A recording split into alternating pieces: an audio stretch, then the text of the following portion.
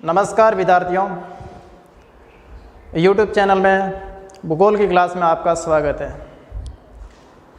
देखो विद्यार्थियों, कल अपन ने पाठ्यक्रम के बारे में जानकारी प्राप्त की थी कि भूगोल विषय 12वीं कक्षा का पाठ्यक्रम क्या रहेगा। आज अपन विस्तृत अध्ययन करेंगे मानव भूगोल प्रकृति एवं विषय क्षेत्र के बारे में। आइए अपन शुरू करने जा रहे हैं। सबसे पहले मानव भूगोल पढ़ने से पहले अपन भूगोल की प्रकृति के बारे में जान लेते हैं। तो विद्यार्थियों ध्यान दीजिएगा,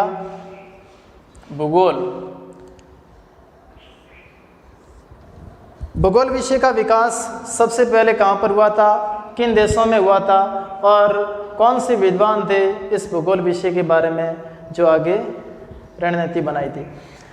अब विद्यार्थियों ध्यान दीजिएगा, सबसे पहले सामान्य परिभाषा के रूप में देखा जाए भूगोल, यो सबसे पहले ग्रीक यूनान में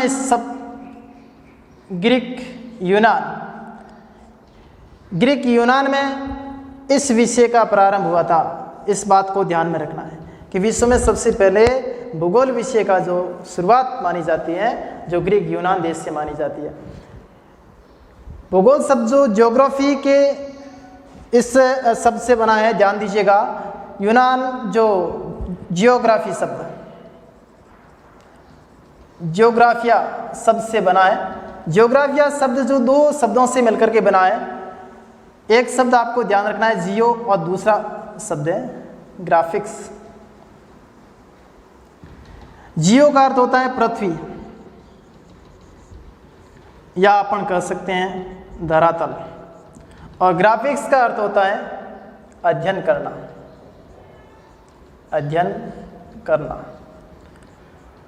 या अपन कह सकते हैं वर्णन करना। भूगोल जो शाब्दिक अर्थ के रूप में अपन देखते हैं तो शाब्दिक अर्थ होता है पृथ्वी का अध्ययन करना। पृथ्वी का अध्ययन करना भूगोल कहलाता है। यह तो अपन की सामान्य बात है। सामान्य शब्दों के अंदर देखा जाए तो भूगोल जो इसका शाब्दिक करते हैं पृथ्वी का अध्ययन करना, भूतल का अध्ययन करना। और इसके अलावा अपन को यह भी ध्यान रखना है कि ये भूगोल जो ग्रीक यूनान से सबसे पहले इस विषय की शुरुआत होती है। तो ये ज्योग्राफी शब्द सबसे पहले किसने दिया था, तो इसके अंदर आपको ध्यान में रखना होगा इरेटोस्थनीज भूगोल शब्द का जनक कहा जाता है। भूगोल शब्द का जनक किसे कहा जाता है? इरेटोस्थनीज को कहा जाता है कि सबसे पहले इस ज्योग्राफिया शब्द का प्रयोग किस भूगोलवेता ने किया था, तो इरेटोस्थनीज ने। अब उसके बाद में इस भूगोल को सुव्यवस्थित यानी कि क्रमबद्ध अध्ययन जो किया था जिसका नाम था हिकेटियस।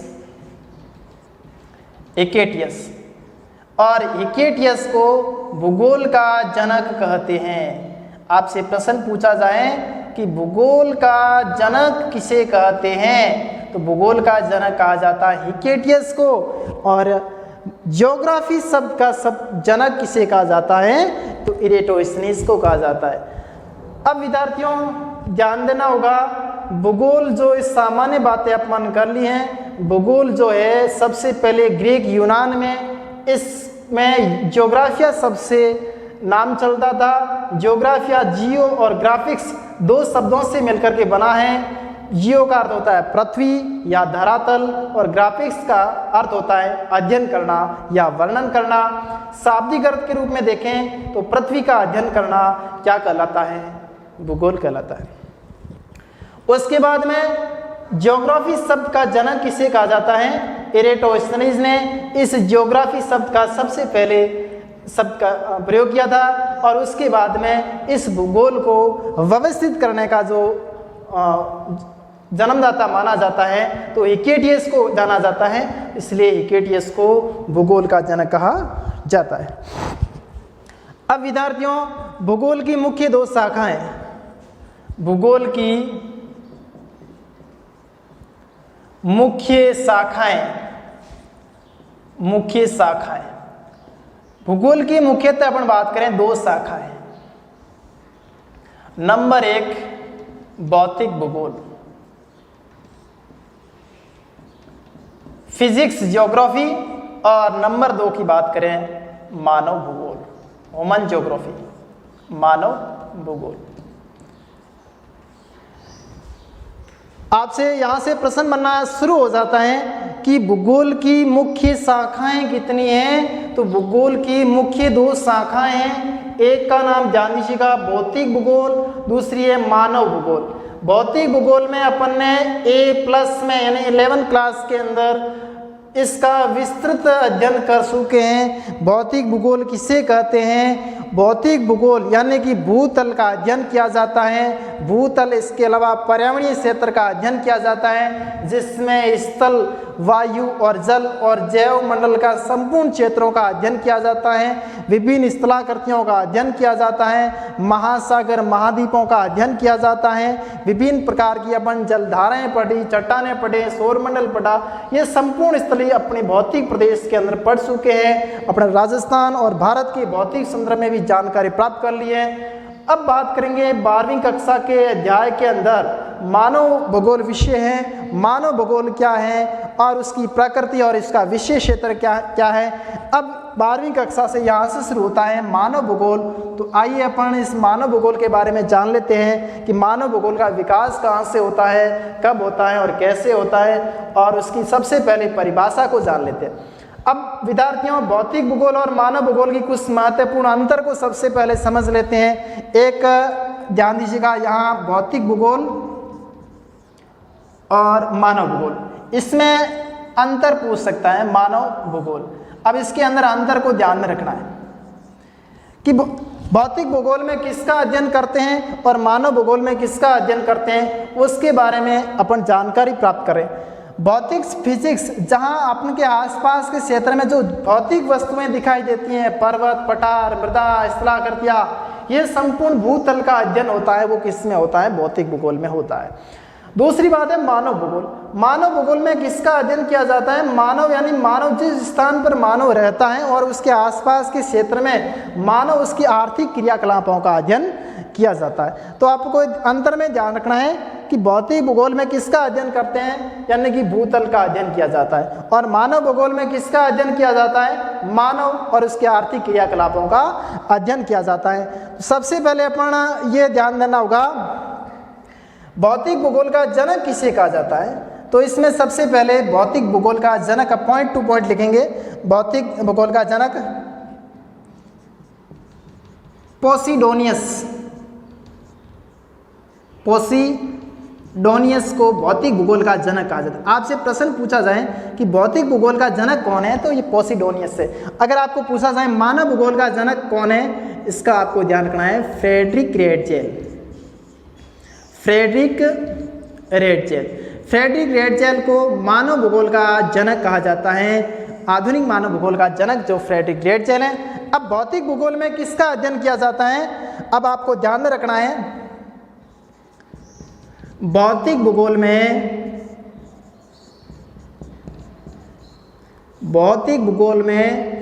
भूतल का अध्ययन किया जाता है। भूतल का अध्ययन किया जाता है, यानी कि भौतिक भूगोल में किसका अध्ययन किया जाता है? भूतल का अध्ययन किया जाता है। लेकिन मानव भूगोल में किसका अध्ययन करते हैं? मानव भूगोल के अंदर मानव को केंद्र बिंदु मानते हुए, मानव को केंद्र बिंदु मानकर अध्ययन किया जाता है। अध्ययन किया जाता है।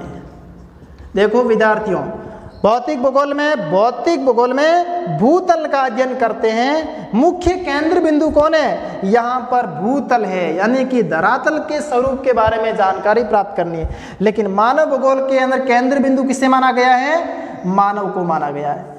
इसमें भूतल को केंद्र बिंदु मानते हैं और इसमें किसको केंद्र बिंदु मानते हैं? मानव को केंद्र बिंदु माना गया है। इसके अलावा इसमें किस किस का अध्ययन करते हैं? और इसमें अपन बात करते हैं वायु, जल, स्थल एवं जैव मंडल का अध्ययन किया जाता है, अध्ययन किया जाता है। अब उसके बाद में ध्यान दीजिएगा, वायु यानी कि भौतिक भूगोल में वायु, जल, स्थल एवं जैव मंडल का अध्ययन करते हैं। और मानव भूगोल में किसका अध्ययन किया जाता है? तो मानव भूगोल में मानव एवं उसकी आर्थिक क्रियाकलापों, मानव एवं उसकी आर्थिक क्रियाकलापों, आर्थिक क्रियाकलापों का अध्ययन किया जाता है, अध्ययन किया जाता है। इस पॉइंट को ध्यान में रखना है। यानी कि भौतिक भूगोल में तो किसका अध्ययन करते हैं? वायु, जल, स्थल और जैव मंडल का। लेकिन मानव भूगोल में किसका अध्ययन करते हैं? मानव और उसके आर्थिक क्रियाकलापों का अध्ययन किया जाता है। मानव जो जिस आर्थिक क्रियाकलाप जो इस धरातल पे करते हैं, चाहे कृषि हो, चाहे अपन बात करें व्यवसाय हो, इन सब का अध्ययन जो है मानव के आसपास के आवरण का जो पर्यावरण का संबंध जो है इस मानव के साथ किस प्रकार से है, इसका अध्ययन मानव भूगोल में किया जाता है। लेकिन भौतिक भूगोल में संपूर्ण भूतल के क्षेत्र के बारे में अध्ययन किया जाता है। अब विद्यार्थियों ध्यान दीजिएगा, अब भौतिक भूगोल की कुछ उपशाखाओं की बात करें। देखो विद्यार्थियों, भूगोल की मुख्य शाखा दो है, एक तो आपको ध्यान रखना भौतिक और मानव भूगोल। लेकिन इस भौतिक और मानव भूगोल की कई सारी उपशाखाएं भी हैं। जैसे भौतिक भूगोल की बात करें तो स्थलाकृति भूगोल, स्थलाकृति भूगोल। इसके अलावा अपन बात करें नंबर 2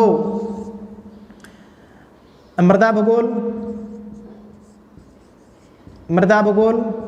इसके अलावा अपन बात कर रहे हैं तो समुद्र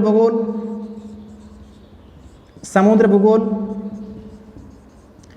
तो ये सारी भौतिक भूगोल की उपशाखाएं। 11वीं क्लास में बहुत सारी उपशाखाओं के बारे में पढ़ा, लेकिन आपसे प्रश्न पूछा जाए कि मानव भूगोल की कोई 4 उपशाखाएं बताइए, तो इसमें अपन लिखेंगे मानव भूगोल की उपशाखाओं के बारे में। तो नंबर 1 आपको ध्यान रखना है जनसंख्या भूगोल।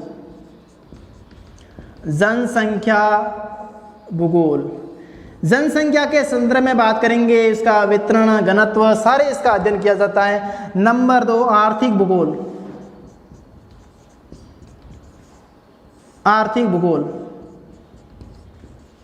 इसके अलावा अपन बात करें सांस्कृतिक भूगोल।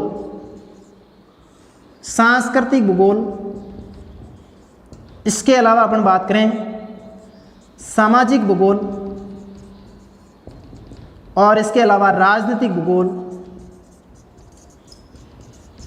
ये किसकी शाखाएं, उपशाखाएं हैं? तो ये उपशाखाएं आपको ध्यान में रखना है, मानव भूगोल की उपशाखाएं। चलिए विद्यार्थियों इधर ध्यान दीजिएगा। मानव भूगोल की उपशाखाओं की बात करें तो इसमें जनसंख्या भूगोल, आर्थिक भूगोल, सामाजिक भूगोल और इसके सांस्कृतिक भूगोल और राजनीतिक भूगोल। इन बातों को ध्यान में रखना है। सबसे पहले मानव भूगोल, इसका जनक कौन है? फ्रेडरिक रेटजेल है। और इसमें मानव भूगोल में किसका अध्ययन किया जाता है? किसको अध्ययन केंद्र बिंदु मान करके अध्ययन करते हैं? मानव को। और मानव उसके केंद्र बिंदु मान करके इसका अध्ययन किया जाता है। इसके साथ में उसकी आर्थिक क्रियाकलापों का अध्ययन किया जाता है। अब मानव भूगोल की व्यवस्थित परिभाषा की अपन बात करें कि मानव भूगोल किसे कहते हैं, यानी कि मानव भूगोल मानव समाजों और धरातल के बीच के अंतर संबंधों का अध्ययन करना ही मानव भूगोल कहलाता है। तो इसकी परिभाषा आपको सबसे पहले ध्यान रखना है कि मानव भूगोल कहते किसे हैं, तो मानव समाज और धरातल के बीच के अंतर संबंधों का अध्ययन करना ही मानव भूगोल कहलाता है। अब विद्यार्थियों ध्यान दीजिएगा, अपन एक एक परिभाषा जो मुख्य भूगोलवेताओं की दी हुई है उसके बारे में अध्ययन करेंगे। और सबसे पहले अपन बात करते हैं मानव भूगोल का विकास। मानव भूगोल का विकास कहाँ से प्रारंभ होता है, कौन सी सदी से प्रारंभ होता है और उसका मुख्य जो प्रवर्तक कौन है उसके बारे में अध्ययन करेंगे। सबसे पहले अपन इधर ध्यान दीजिएगा विद्यार्थियों, मानव भूगोल।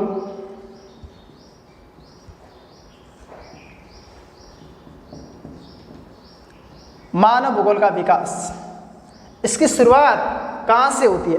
सबसे पहले अपन बात करते हैं मानव भूगोल का जन्म। तो जन्म आपको ध्यान रखना है 18वीं सदी। 18वीं सदी में सबसे पहले मानव भूगोल की शुरुआत होती है और इसके जन्मदाता यानी कि अपन बात करते हैं आज वर्तमान का जो भूगोल है आधुनिक भूगोल है, आधुनिक भूगोल। और इस आधुनिक भूगोल के जनक, आधुनिक भूगोल के जनक जो माना जाता है ये जो है फ्रेडरिक रेडजेल। एक विद्वान का नाम याद रखना है, रेडजेल, फ्रेडरिक रेडजेल। अपने आप में एक प्रश्न है कि फ्रेडरिक रेडजेल कहाँ के निवासी है, तो आपको ये ध्यान रखना है जर्मनी के हैं। यूरोपीय कंट्री में एक देश है जहाँ जर्मनी, फ्रांस, स्पेन, पुर्तगाल, इन देशों के आस में एक जर्मनी देश है। और जर्मनी में यहाँ पर बात करें एक विद्वान जिसका नाम है फ्रेडरिक रेडजेल और इसको आधुनिक भूगोल का जनक कहा जाता है। और आधुनिक मानव भूगोल की शुरुआत 18वीं शताब्दी में होती है और उसका उल्लेख की बात करें कहाँ से मिलता है कि 18वीं शताब्दी में मानव भूगोल की जो शुरुआत होती है और एक फ्रेडरिक रेडजेल का ग्रंथ है, आपको ध्यान रखना है, एंथ्रोपोजोग्राफिया। एंथ्रोपोजोग्राफिया जो पुस्तक है ये परीक्षा की दृष्टि से वेरी इंपॉर्टेंट जो परिभाषा है, जो पुस्तक है उसके बारे में ध्यान रखना है कि एंथ्रोपोजोग्राफिया पुस्तक के लेखक कौन है, तो आपको ध्यान रखना है फ्रेडरिक रेडजेल है। और इन्हीं फ्रेडरिक रेडजेल की अपन बात करते हैं, ये नीतिवाद विचारधारा के प्रवर्तक है। नीतिवाद विचारधारा के प्रवर्तक है, विचारधारा के जनक है। तो यहाँ से अपने आप में प्रश्न शुरू हो जाता है कि मानव भूगोल का आपसे प्रश्न पूछा जाए, जन्म जो विशेष रूप से आपको ध्यान रखना है कौन सी सदी से प्रारंभ होता है, तो आपको उत्तर देना है 18वीं सदी। उसके बाद में आधुनिक मानव भूगोल का जनक कौन है? Frederick Ratzel. फ्रेडरिक रेडजेल कहाँ के विद्वान है? तो जर्मनी के। उन्होंने कौन सी पुस्तक लिखी थी? तो एंथ्रोपोजोग्राफिया। उसके बाद में आपको ये भी ध्यान रखना है कि फ्रेडरिक रेडजेल कौन सी मानव भूगोल की विचारधारा का जो प्रतिपादित किया था, तो वो था नीतिवाद विचारधारा, पर्यावरणवाद विचारधारा या निश्चयवाद विचारधारा। अब बात करते हैं मानव भूगोल के विकास के बारे में आगे क्रम में। दूसरा जो इसकी शिष्या, अमेरिकन शिष्या जिसका नाम है एलन सैम्पुल। एलन सैम्पुल, इस विद्वान का ध्यान रखना है, फ्रेडरिक रेडजेल की शिष्या जिसका नाम है एलन सैम्पुल। एलन सैम्पुल कट्टर उसकी समर्थन थी, किसकी? नीतिवाद विचारधारा की समर्थन दिया था। फ्रेडरिक रेडजेल की शिष्या थी, नीतिवाद का उन्होंने समर्थन दिया था। और एलन सैम्पुल के अनुसार मानव भूगोल की परिभाषा, इसमें आपको ध्यान में रखना है कि मानव भूगोल मानव संचल, यानी कि संचल का मतलब क्रियाशील,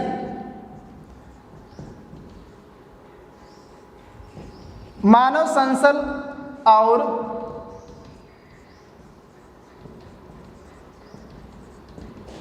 अस्थायी पृथ्वी के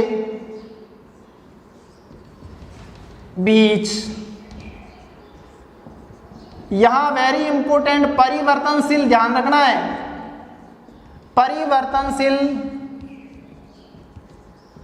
संबंधों का अध्ययन है। यह परिभाषा किसने दी थी? एलन सैम्पुल ने परिभाषा। इस समझने की कोशिश करना विद्यार्थियों। मानव भूगोल के बारे में आपको ध्यान रखना है। एलन सैम्पुल, जो एलन सैम्पुल की अपन बात करें, मानव संचल एवं क्रियाशील अस्थायी पृथ्वी के बीच में परिवर्तनशील संबंधों का अध्ययन है, यह परिभाषा किसने दी थी? एलन सैम्पुल ने परिभाषा दी थी। देखो विद्यार्थियों, इससे पहले अपन थोड़ा सा जान दीजिएगा, फ्रेडरिक रेडजेल के अनुसार मानव भूगोल की परिभाषा लिख देते हैं। फ्रेडरिक रेडजेल के अनुसार, फ्रेडरिक रेडजेल के अनुसार परिभाषा, फ्रेडरिक रेडजेल के अनुसार परिभाषा को ध्यान रखना है मानव भूगोल की। मानव भूगोल मानव समाजों और धरातल के बीच पारस्परिक संबंधों का अध्ययन है। देखो विद्यार्थियों, फ्रेडरिक रेडजेल जिसकी परिभाषा मानव भूगोल के संदर्भ में मानव समाज, यानी कि इसमें किसकी बात की है? मानव की है। और धरातल का यहाँ से ध्यान रखना पर्यावरण से है। मानव समाज और धरातल के बीच में पारस्परिक संबंधों का अध्ययन ही मानव भूगोल है। यह तो परिभाषा थी फ्रेडरिक रेडजेल की, लेकिन एलन सैम्पुल के अनुसार मानव भूगोल की परिभाषा, यहाँ पर भी मानव और इसके साथ में पृथ्वी। देखो विद्यार्थियों, परिभाषा के अंदर एक तो आपको वर्ड आपको ध्यान रखना है मानव, और दूसरा आपको ध्यान रखना है पर्यावरण। दोनों के बीच का संबंध है। शायद आपको चार परिभाषा जितने भी विद्वान हैं, इसमें कहीं न कहीं आपको एक मानव शब्द और एक पर्यावरण शब्द देखने को मिलेगा, या सांस्कृतिक या भौतिक, दोनों के बीच का संबंध आपको ध्यान रखना। इसमें भी मानव समाज और धरातल के बीच में पारस्परिक संबंधों का अध्ययन क्या कहलाता है? मानव भूगोल कहलाता है। ये परिभाषा तो फ्रेडरिक रेडजेल की, लेकिन इसकी ही शिष्या जिसका नाम था एलन सैम्पुल, अमेरिकन, ये विद्वान जो कहाँ की थी? अमेरिका। अमेरिका का जो विद्वान जो शिष्या फ्रेडरिक रेडजेल की, उन्होंने क्या बताया? मानव, इसमें भी बात की मानव संचल है, मानव क्रियाशील है, एक्टिविटी, अस्थायी पृथ्वी के बीच, यहाँ ध्यान रखना है परिवर्तनशील संबंधों का अध्ययन ही मानव भूगोल है। ये परिभाषा देने वाले जो विद्वान जो शिष्या स्टूडेंट एनएल जो फ्रेडरिक रेडजेल की, एलन सैम्पुल। यह भी कौन सी विचारधारा का उन्होंने समर्थन दिया था? नीतिवाद विचारधारा। अब विद्यार्थियों ध्यान दीजिएगा, अब दोनों ये विद्वान हैं जो फ्रेडरिक रेडजेल और एलन सैम्पुल। अब ये कौन सी विचारधारा से संबंध है? तो इसकी विचारधारा को ध्यान रखना है। इसकी विचारधारा है नीतिवाद विचारधारा, या उसको अपन कहते हैं निश्चितवाद विचारधारा, या अपन ये कह सकते हैं पर्यावरणीय विचारधारा। पर्यावरणीय विचारधारा। अब विद्यार्थियों ध्यान दीजिएगा, ये नीतिवाद या निश्चितवाद या पर्यावरणवाद विचारधारा क्या है, इसके बारे में अपन अध्ययन करेंगे। नीतिवाद विचारधारा के प्रवर्तक कौन है? फ्रेडरिक रेडजेल है। अब देखो, नीतिवाद विचारधारा के अंदर यह बताया गया है कि मानव प्रकृति का दास है, और इसके साथ में इस विचारधारा के अंदर प्रकृति का प्रभाव अधिक बताया गया। इसमें सर्वाधिक प्रभाव किसका है? प्रकृति का। सर्वोच्च प्रभाव प्रकृति का बताया गया है। इसके अलावा मानव प्रकृति का दास है। मानव प्रकृति का दास है। इस समझने की कोशिश करना विद्यार्थियों। नीतिवाद विचारधारा क्या कहती है कि प्रकृति सब कुछ है, जो अपन इस क्षेत्र में जिस क्षेत्र में रहते हैं, और इस क्षेत्र में सर्वोच्च सत्ता किसकी है? प्रकृति की है। प्रकृति जो चाहती है वैसा होता है, मानव इसके साथ में हस्तक्षेप नहीं कर सकता है। इस बात को ध्यान रखना है। इसलिए मानव प्रकृति का यहां दास है। सर्वोच्च सत्ता कौन है? प्रकृति है। प्रकृति ने सब कुछ दिया है। देखो विद्यार्थियों, इस विचारधारा के विद्वानों ने यहां तक भी कहा था, यानी कि मानव एक मोम का पुतला है। आकार कौन देती है? प्रकृति देती है। विद्वान इस बात को ध्यान रखना विद्यार्थियों, यानी कि मानव एक मोम का पुतला है, आकार स्वरूप कौन देती है? प्रकृति देती है। कैसे? इसके उदाहरण के रूप में बात करें, जैसे मान लीजिए पर्वतीय क्षेत्रों में रहने वाले लोगों के पैर बहुत मजबूत होते हैं। क्यों? क्योंकि उसको रोजाना पहाड़ी इलाकों में रहना पड़ता है, चढ़ना पड़ता है, उतरना पड़ता है, इसलिए वहाँ के पैर मजबूत प्रकृति ने पहले से पूर्ण पद दे दिए थे।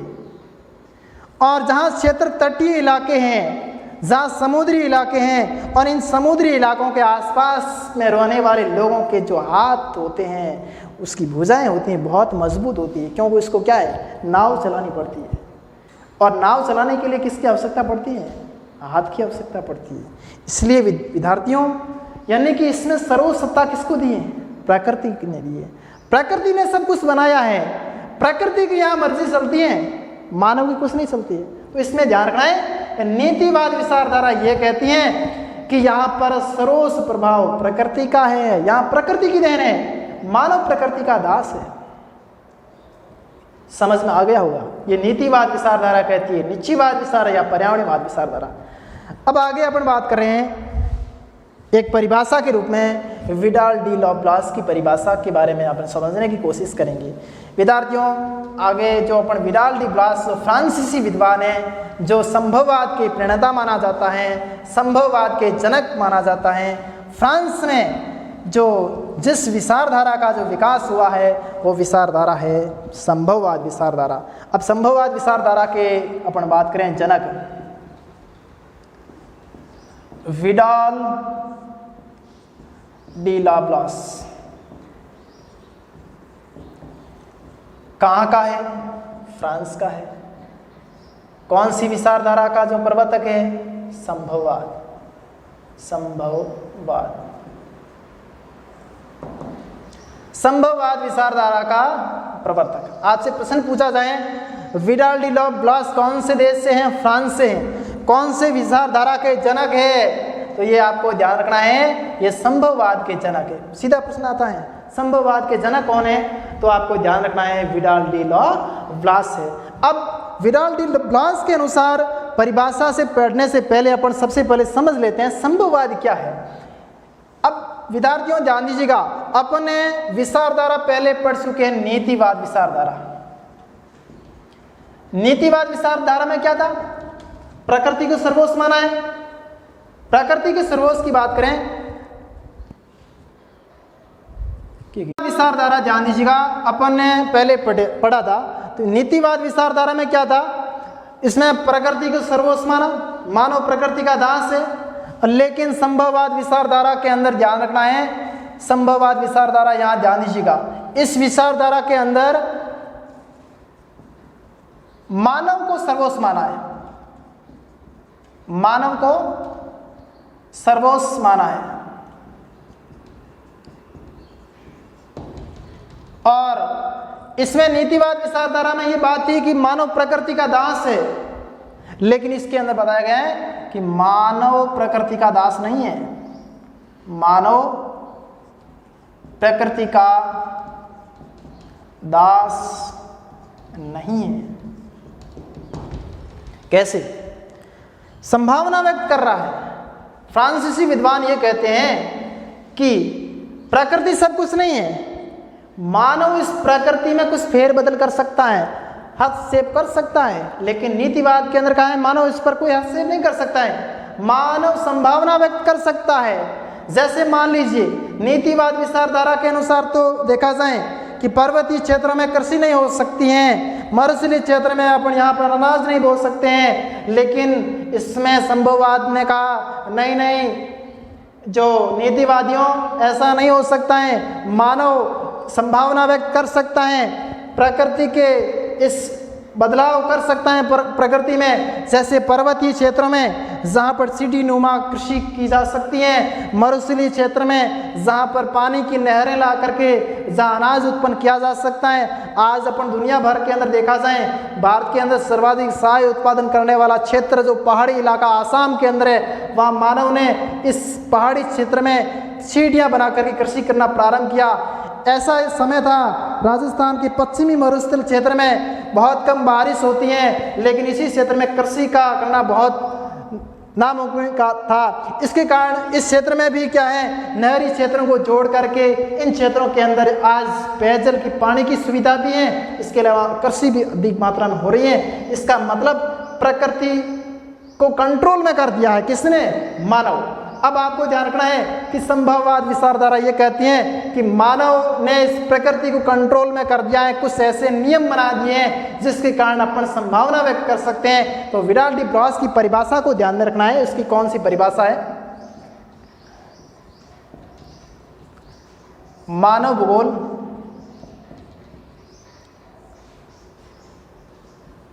पृथ्वी और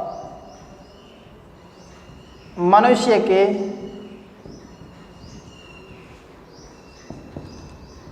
पारस्परिक संबंधों का एक नया विचार प्रदान करता है, एक नया विचार प्रदान करता है तथा पृथ्वी को नियंत्रित करने वाले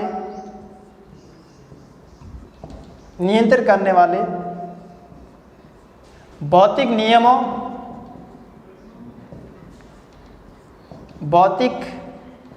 नियमों तथा पृथ्वी पर रहने वाले मनुष्यों का संश्लेषित ज्ञान है। देखो विद्यार्थियों, ये परिभाषा तो बहुत बड़ी है, जितनी बड़ी परिभाषा होती है उतनी आसान होती है। इसके अंदर सब समझने की कोशिश करना है। देखो ये संभववाद विचारधारा के अंदर मुख्यतः मूल सर्वे सर्वा किसको माना है, मानव को। तो मानव पृथ्वी और मनुष्य के पारस्परिक संबंधों का यहाँ नया विचार प्रदान किया गया, क्योंकि इसमें सर्वे सर्वा कौन है, मानव। प्रकृति का यहाँ पर कुछ साथ नहीं, कौन है, मानव है। इसलिए पृथ्वी को नियंत्रण करने वाले कुछ भौतिक नियम हैं। जैसे स्कूल के अंदर अपन चलाते, जहाँ पर विद्यार्थियों को कंट्रोल करने के लिए जो अनुशासन होता है, उसी प्रकार पृथ्वी को नियंत्रण करने वाले कुछ नियम होते हैं और उसके पृथ्वी पर रहने वाले मनुष्यों के संश्लेषित ज्ञान, उसके संबंधों का अध्ययन मानव भूगोल कहलाता है। यह परिभाषा किसकी है, विडाल डी ब्लॉस की परिभाषा। इस परिभाषा से यह निष्कर्ष निकलता है कि मानव को सर्वे सर्वै माना है। इसमें प्रकृति के साथ में मानव हस्तक्षेप कर सकता है, अलग कर सकता है। इसलिए विडाल डी ब्लॉस जो है संभववाद विचारधारा है। अब बात करते हैं एक विद्वान जिसका नाम है ग्रिफिथ टेलर। ग्रिफिथ टेलर के बारे में ध्यान दीजिएगा। ग्रिफिथ टेलर ये अमेरिका का विद्वान है और उन्होंने एक विचारधारा दी, रुको और जाओ। रुको और जाओ, या इसको अपन कहते हैं नवनीतिवाद विचारधारा। ये किसकी है, ग्रिफिथ टेलर की, अमेरिका का विद्वान है। अब देखो विद्यार्थियों, रुको और जाओ क्या है, इसके अंदर बताया गया है। जैसे मान लीजिए अपन 3 विचारधारा पढ़ी थी। एक तो अपन पढ़ा था नीतिवाद, एक अपन ने पढ़ा था संभववाद, और एक जो तीसरी जो विचारधारा है नवनीतिवाद। देखो विद्यार्थियों, ये जर्मन भूगोलवेताओं ने नीतिवाद विचारधारा दी थी। उन्होंने कहा थी प्रकृति सब कुछ है, लेकिन फ्रांसीसी कहते हैं कि प्रकृति सब कुछ नहीं है, मानव संभावना व्यक्त कर सकता है, मानव इसको बदल सकता है प्रकृति को। लेकिन नवनीतिवाद ने कहा लड़ो मत, न तो आप प्रकृति को सर्वे सर्वा मान सकते हो, न मानव को सर्वे सर्वा मान सकते। दोनों के बीच में सामंजस्य स्थापित होगा, दोनों के बीच में संबंध स्थापित होगा, तभी ये मानव का विकास हो सकता है। अगर अपन ज्यादा दोहन करेंगे, जनसंख्या अधिक बढ़ाएंगे, तो प्रकृति तो अपने आप ही क्या करती है, या बाढ़ आएगी या कुछ क्षेत्र में महामारी फैलेगी, लोगों का विनाश होगा। तो अपन ये कर सकते हैं। तो इसमें ग्रिफिथ टेलर ने कहा कि दोनों को जोड़ो आप, न तो आप नीतिवाद विचारधारा संभववाद दोनों को मिलाओ, यानी कि नव नीतिवाद का मतलब ये होता है कि प्रकृति और मानव दोनों के बीच में सामंजस्य स्थापित करो। इसलिए उन्होंने एक विचारधारा दी, रुको और जाओ क्या है। देखो विद्यार्थियों, मैं आपको उदाहरण देकर के समझाता हूँ। ये एक प्रकार की राजमार्ग है और इस राजमार्ग के अंदर बहुत सारी गाड़ियाँ चलती है और ये राजमार्ग के अंदर इसको बताया प्रकृति। ये राजमार्ग क्या है? प्रकृति का उदाहरण है। अब जैसे मानव इसको क्रॉस करेगा, जहाँ से अपन यहाँ क्रॉस करते हैं तो वैसे एक्सीडेंट होगा ही, क्योंकि व्यस्तम सड़क है, बहुत सारी गाड़ियाँ आती जाती रहती हैं और इसको पार करेंगे तो एक्सीडेंट होगा। क्योंकि पहले रुको, गाड़ियाँ आ रही है नहीं आ रही है, प्रकृति को समझो पहले, फिर आगे बढ़ो, रुको और फिर जाओ। कहने का अर्थ है कि प्रकृति को समझो फिर आगे बढ़ो। कहने का अर्थ है कि प्रकृति की और मानव को दोनों के बीच में सामंजस्य स्थापित होना सही। आज जैसे इसी दौर से अपन बात कर रहे हैं कि मानव ने कहीं अधिक अति की है, इसके कारण विश्व में आज महामारी का दौर चल रहा है, कोरोना जैसी बीमारी का। तो ये एक प्रकृति का प्रकोप है। तो विद्यार्थियों, ये तो थी ग्रिफिथ टेलर की विचारधारा। अब बात करते हैं एक विद्वान जिसका नाम है डिकेन और पिट्स। डिकेन व पिट्स के अनुसार, डिकेन और पिट्स की छोटी सी परिभाषा है। उन्होंने क्या बताया कि मानव व उनके कार्यों का समाविष्ट अध्ययन है। ये परिभाषा किसने थी? पिट्स और डिकेन्स की। यानी मानव और उसके कार्यों का समाविष्ट अध्ययन ही मानव भूगोल है। तो ये था अपन के मानव भूगोल की जो परिभाषा। नंबर 1 फ्रेडरिक रेडचेल, उसके बाद में एर्नस्ट शैम्पूल और उसके बाद में ग्रिफिथ टेलर और इसके बाद में डिकेन और पिट्स। ये तो अपन परिभाषा। आगे की क्लास में अपन जो पढ़ेंगे कि मानव भूगोल की प्रकृति और विशेष क्षेत्र में। नमस्कार विद्यार्थियों, आज की क्लास में इतना ही। थैंक यू, धन्यवाद।